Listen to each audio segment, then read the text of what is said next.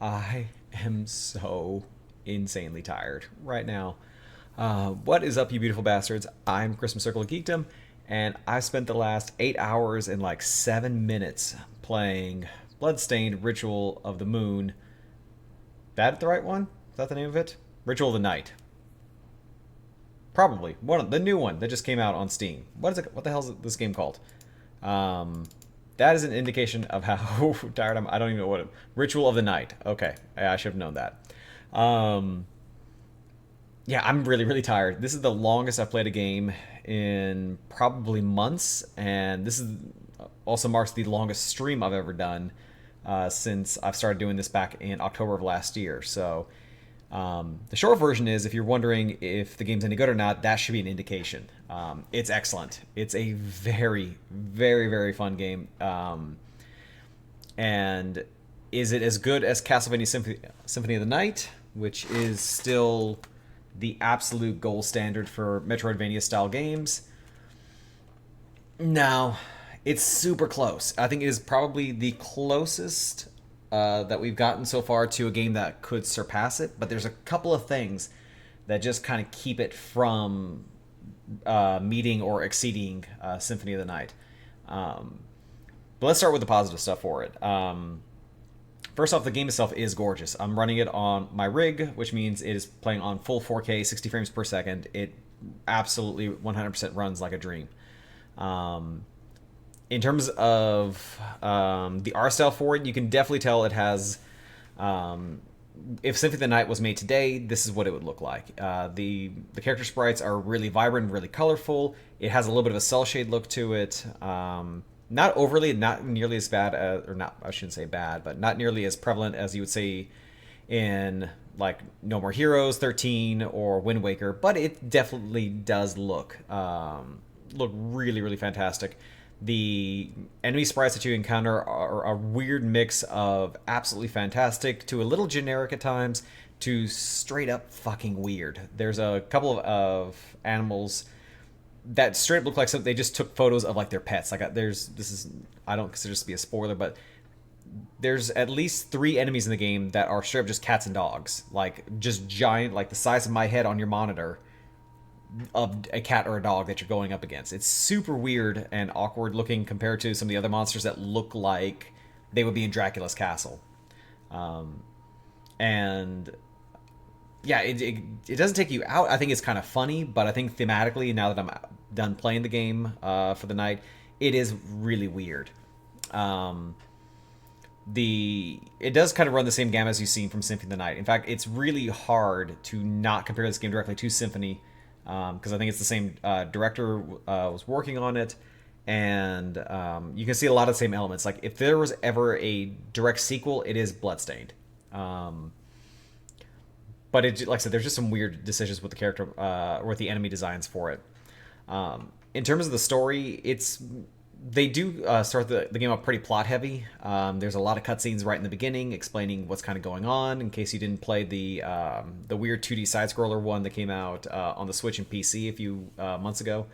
But essentially, humanity went all evil. Hell opened up. Lots of monsters came out, and some alchemists basically tinkered with a few people to create super soldiers, for lack of a better term. But they used demons and cross genetic magic them into humans, and you now have these new characters called Shard Bringers, I think is what they're called.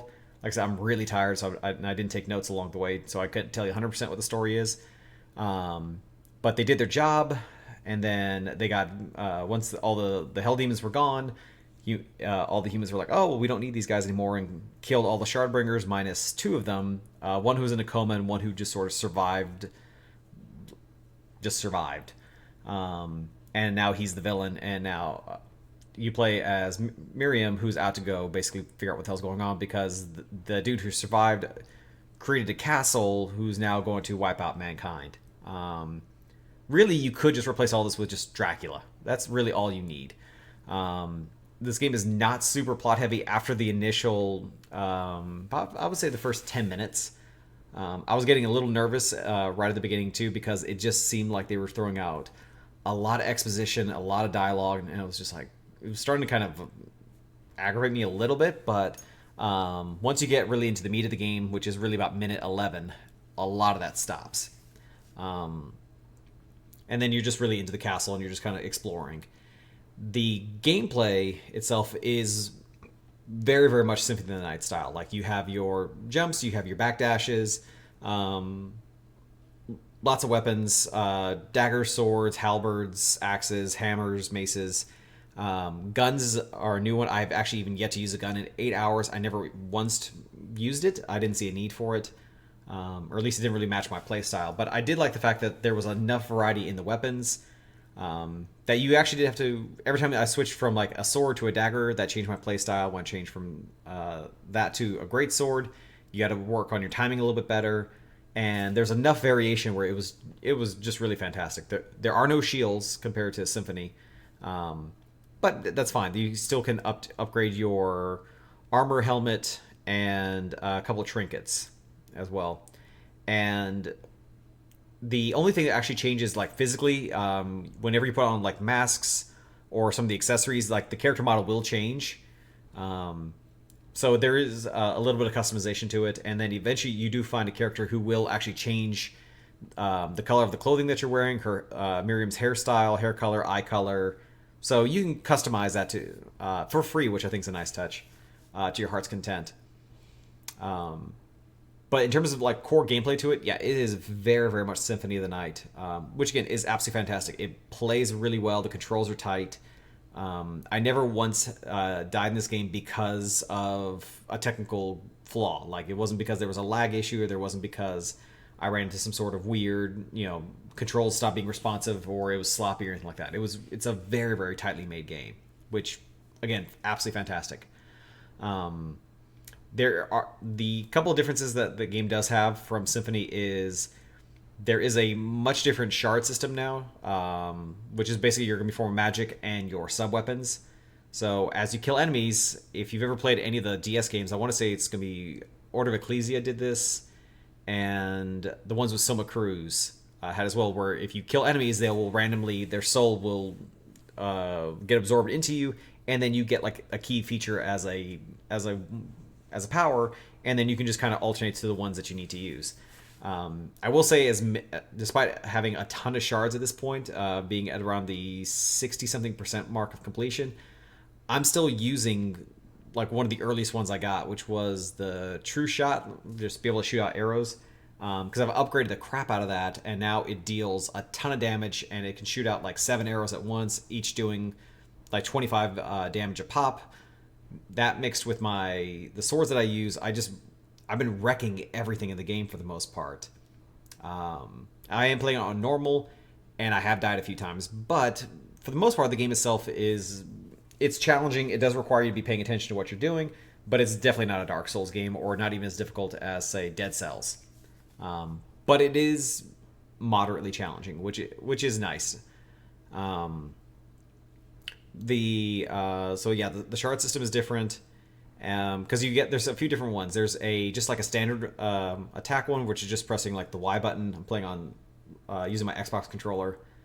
A directional attack one, which for me that's been my bow and arrow one. The Y button one, I can't even tell you what I'm using a power you get later on in the game. I don't want to spoil it. A directional one, you get a familiar with you, which operates independently. And then there's like a context one as well. They're varied enough where they're cool, but again, like it's not fair for me to actually say they're good or bad, because I've only been using really alternating between 2 or 3 powers the whole time, and it's really been more than all I've needed to get through the game so far. In terms, so we talk about the graphics, the characters, gameplay. Like I said, gameplay is hands down some of the best Metroidvania since Symphony of the Night. At times I would say it's better, and times I would say it's on par. I would try. The only times where I would say on par, and even sometimes I would say even a little worse, is going to what I think is if there is a real flaw to the game, is that it's glitchy. If you watch the stream, you'll know like around, I can't even tell you at what point the game does get a fatal crash. and there's been more than at least a dozen times where I'm killing enemies and it drops some loot for me, but the game screws up and the bag is like clipped into a wall or it's clipped in the air and I can't grab it. Um, Again, as much as I get into the game and I'm enjoying it, I'm having fun, then something like that happens and it just kind of pulls me out for a little bit. And it happens enough times where it's getting a little frustrating. Um, in terms of gameplay, I think the part where it does get really frustrating, and again, if you see the stream, you'll know what I'm talking about. I get really pissed off towards the last few hours playing because the game all of a sudden starts throwing a lot of frogs at you that are poisonous at like an instant touch poison, and that gets really, really annoying because they're small, they're fast, and poison does a lot of damage. You can always, of course, use antidotes for it too, or you can go to a safe spot and it'll cure you. But it just happens a lot, and it's right by save points sometimes too. So you finish saving, you go outside, there's a frog that jumps right at you, you're poisoned, then you have to go right back in, get healed, and it's just a weird, annoying cycle sometimes. Um, the map itself is for the castle. It makes sense. I think it still has a lot of character to it. I don't think it quite has the same kind of level of variety as Symphonies does at times. A lot of it just kind of looks like standard castle kind of fare. Um, but even like right now, and again, part of it's just me being tired.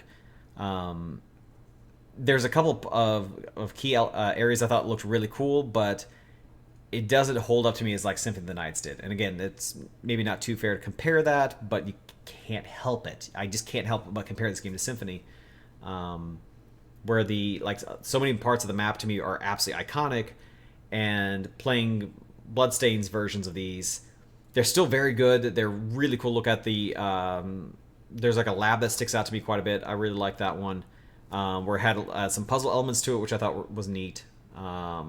Which that's another thing. The game does have puzzles to it. They're not terribly difficult, but they're kind of neat, and they do let you go back to using old powers again to solve them too, which I think's pretty cool. But really, outside of that, I mean, a lot of it's just kind of like standard castle fare. So, which again, I won't hinder that from the game, but it's if you were to still tell me which one would I prefer, I still would prefer Symphony of the Nights because again, just the legacy of the whole thing. But again, personal bias on that one. They do a couple of really cool things too with the game where it doesn't happen a lot, and I wish it did it more, where the camera will pan around, so you're still walking in a straight line, but the camera will pan so it looks like you're rotating around a tower or you're going up a staircase. Towards the end of my stream, there was a couple of moments where it had you just kind of going up like a rotating tower for really no reason other than just to be kind of pretty. It's fine, I dig it, but it was just kind of out of place. If it was a more routine thing of having the camera spinning, I think that'd be one thing, but it just happened in a couple of weird spots for almost no reason. So there's that part. Technically, I did beat the game. I got the shit ending because I didn't do either clear out enough of the castle, or there's maybe some story bits I missed out on. But technically, around the 4 hour and 55 minute mark, I think I did go up to what you're kind of told to be the final boss in the game. You kill him, he's not terribly difficult, and then the game just kind of goes like, huh, I guess we're good. And it's like, should there be more to do? And they're like, nah, they'll figure it out. And then just game over. It's like, and then I instantly, I know I beat the game too because the game unlocked a new mode, like a boss rush mode, as soon as I was done. So technically you can beat the game pretty quickly. But of course I went back and started playing more of the castle, and yeah, still having fun with it. And ultimately, that's the biggest thing I want to call out. This game is ridiculously fun. Despite my little quibbles about some of the character designs and the glitches, and like some of the environments, again, you just can't help but I cannot help but compare it to Symphony of the Night every time, and I still prefer Symphonies just because, again, it's one of my favorite games ever. But overall, though, it's still an extremely, extremely fun game. It's picked up on Steam for like $35 because they're doing a 10% off sale. Absolutely worth it. Is it a game I will go back and play afterwards? I don't know, because again, I'm still working on it. The bosses have been, for the most part, been challenging. There's one boss in particular, though, I was able to cheese really, really easily. It's in like the spinning tower area. Just completely by accident, just absolutely cheesed the thing to death. Was not even remotely. You can tell the fight was supposed to be really hard, but because I found like an easy workaround, it took a couple of minutes. It was not that difficult as a result. So, yeah, I think that if I was to really kind of compare the two, to me, Castlevania Symphony of the Night is still, to me, perfection. It has an amazing soundtrack, whereas Bloodstained has a couple of neat tracks, but it's certainly not memorable. Um, the game, like yeah, the soundtrack, the art style, the character Alucard is extremely cool. It just everything about the game to me, I would put at just absolute perfection. I think it's an amazing title. Easily my top 5 games. I've beaten the game multiple times. So again, I'm not a professional reviewer, so I get to be biased. And yeah, just absolutely loving that game. Bloodstained has a lot of the same elements, so much so you can definitely tell like there's a very heavy Alucard reference in the game. There's even like a Shovel Knight reference too, which I thought was kind of neat. And just there's a lot of symphony references, which I think is cool. But it also can't help but make you compare it to Symphony as a result, which is kind of both good and bad. So yeah, if I was to put Symphony of the Night as an A+ game, this to me is an A-. It's extremely close, but again, the bugs, the weird glitches that I've seen, the fact that the game did crash on me, like I said, not a memorable soundtrack. Like I said, those are gonna be like those are absolutely nitpicky things that keeps it from perfection. But overall, highly recommended. If I was to give it a score, it's to me right now, this is absolutely like a 9 out of 10. Like this is a fantastic game, worth your time if you are into the Metroidvania series or types of games. It's better than Axiom Verge. It's better than Shadow Complex. I'm trying to think of all the other like knockoff ones or not really knockoff ones. Other types I've played in the past before. I think it is hands down the best of the bunch. It just is just that shy away from being as good as Symphony. But again, I still have like another 40% of the castle to go. This may change. If I change my mind by the end of this, I'll do like a final thoughts video where I'll change my score. But as it stands right now, it's worth the time. It's worth the money. And it's a nice break for me before Shadowbringers comes out next Friday. So let me know what you guys think if you're already playing it. What you think of the game itself? Do you like the soundtrack? Do you like the art style? Do you think that the weird dogs and cat things are fucking weird and cool, or just fucking weird? Let me know down below. Like, comment, subscribe. Social media stuff is down there too. And until next time, I'm Chris from Circle of Geekdom, and I tip my hat to you as only a Manderville man can. Thank you guys so very much, and I will catch you later.